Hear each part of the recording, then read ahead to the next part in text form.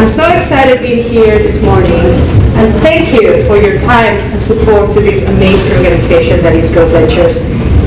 My name is Silvia Vasquez-Lavado, and I am the founder of Courageous Girls. And I want to thank Tara, and I'm not sure Giselle is here, for the amazing opportunity when they asked me to be your keynote today. And I also want to acknowledge the very special table of 19, which is full of my friends, my family, who have supported me for so many years.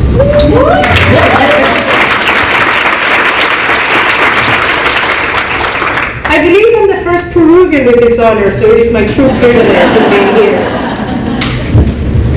So the name of my keynote is Courage, Strength, and Healing Through Nature. Really? How? This is a question that I have received quite a bit, and I want to share my story to share about it. I am part of a very unfortunate statistic that says 1 in 3 women around the world are going to have to experience some kind of sexual violence in their lifetime. Unfortunately for me, I was sexually abused as a little girl in Peru from age 69. This very painful period marked me tremendously, and it took the joy of being a little girl. If anything, once my parents came to terms with what happened to me, they encouraged me to leave Peru, and I did. I came to the US with a scholarship to start my undergraduate degrees. I moved to San Francisco afterwards, and I started a new life, and I was proud of being a survivor, proud of starting over. However, the pain, the shame, and memories stagnated me. Despite the growth of my professional career, I was struggling, and in many ways, silently. I engaged in a lot of self-destructive behavior and needed help. So in August 2005, my mother asked me to come down to Peru and do a powerful healing meditation with her, which she felt was going to help me. I had just turned 31, so for all of you mathematically gifted, you know how old I am. I decided to go down to Peru, and I did this powerful session with her. And what came out of it was this vision that I needed to be walking among mountains to connect to that little inner damaged girl. Mountains, I told myself. Really? So I got back here, and I reflected on it, and it kind of makes sense. I'm like, why don't I take a chance into this? If I need to connect this painful period in my life, why don't I pick the tallest mountain in the world to go? Why don't I go to Mount Everest in Nepal? And so I decided to start planning for it. I had just started a new job, and I only had a week to take off. It usually takes 2 weeks to do the whole journey. And so I reached out to a lot of Nepali companies, only to be turned down by everyone except for one, who said, hey, we'll take you in a week. And so in October 2005, I flew to Kathmandu. I have never trekked in my life, but luckily, my dear friend Leah lent me all her gear. I only had to buy the shoes, and I was there ready to try this journey. The night before we left, I remember the owner of the company telling me, Silvia, it's very unlikely you're going to get very far. However, there are these points in the map in which you'll be able to see Everest. And so the following day, with the company of a guide and a porter, I started this journey into the unknown. And I was really scared, but I had no expectations.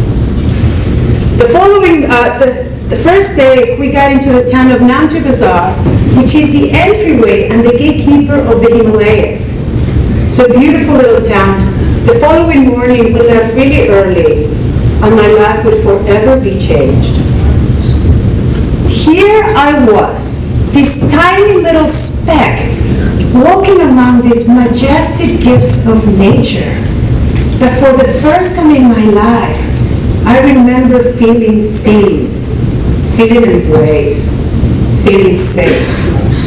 The emotions, the feelings were so overpowering. I remember having this incredible courage and strength brewing inside of me that I made it to base camp in 4 days, as opposed to the 9 days that it takes. I went so fast that I gave my tour guide altitude sickness.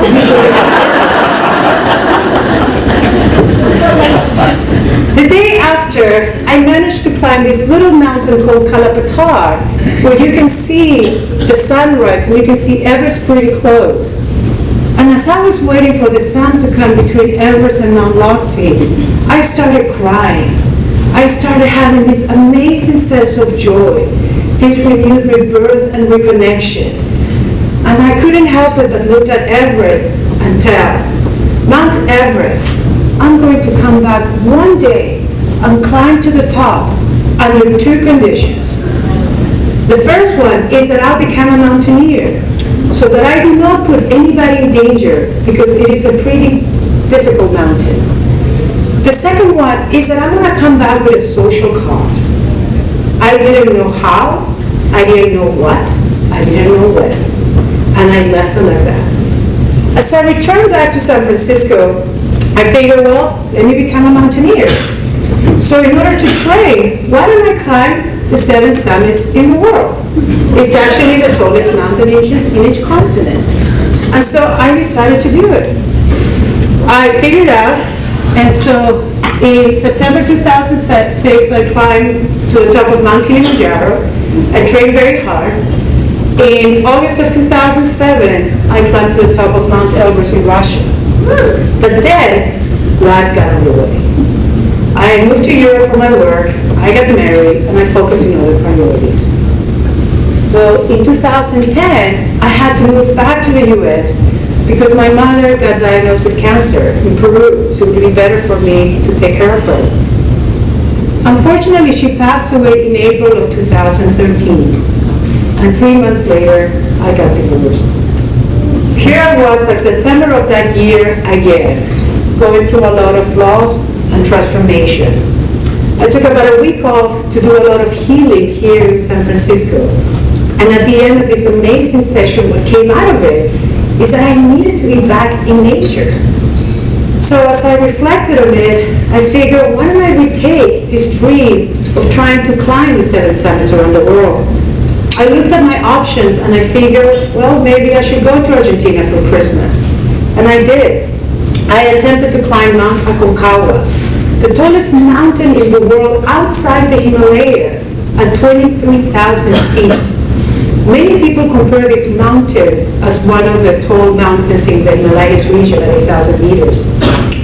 The loss of oxygen is so prevalent that less than 35% of people are able to summit it on the first time. But I was one of the lucky ones. And in January 4th of 2014, I made it to the top.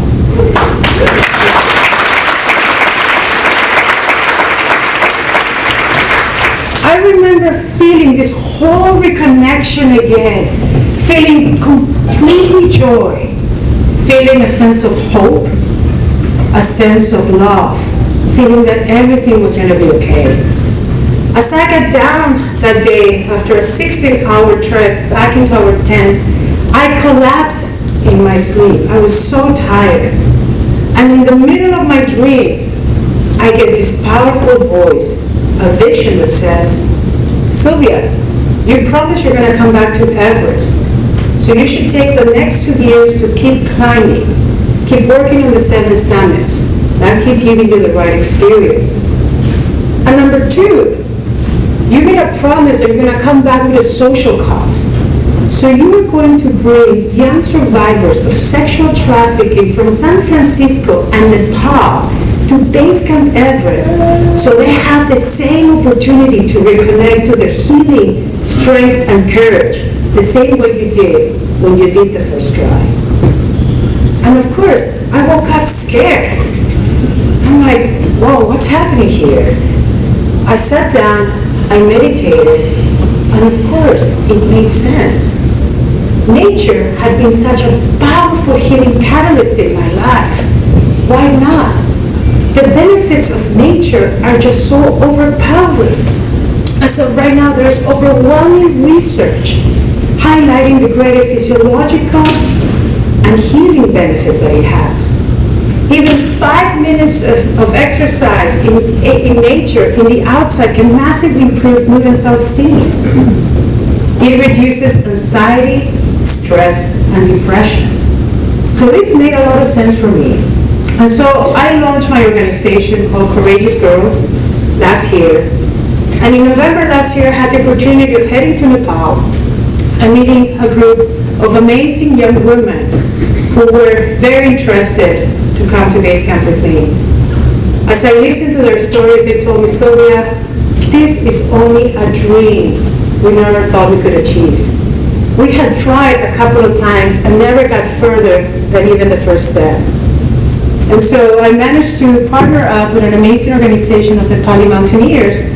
And as we were going to start the training at the beginning of the year, unfortunately Nepal got hit with the earthquakes around May, so we had to stop the efforts.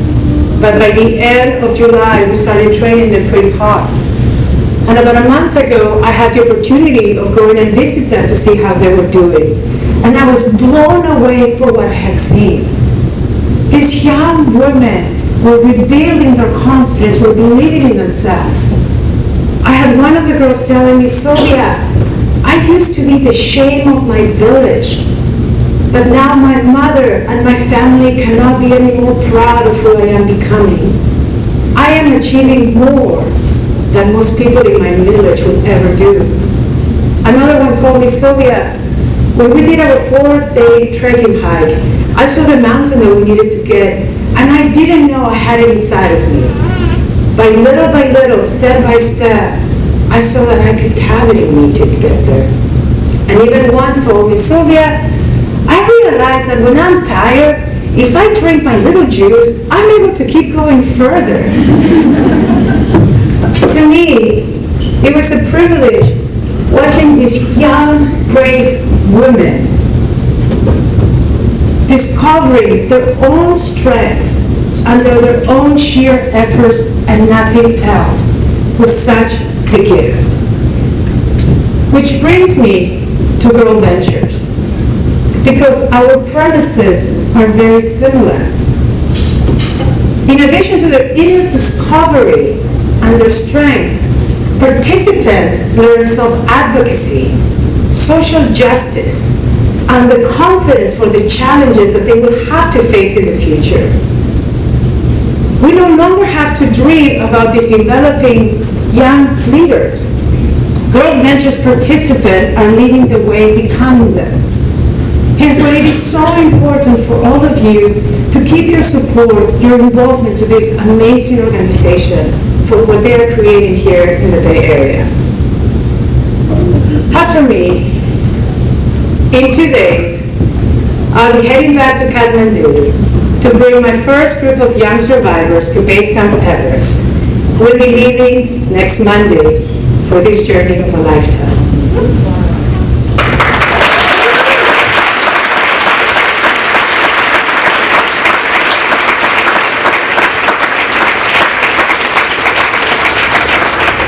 And so to finalize, I know we all have our journeys that we're working on, but I have a really special invitation. As one of the many representatives in nature, I want to tell you that it is awaiting for all of you with open arms. So please, come and join us and let its magic unfold inside of you. Thank you.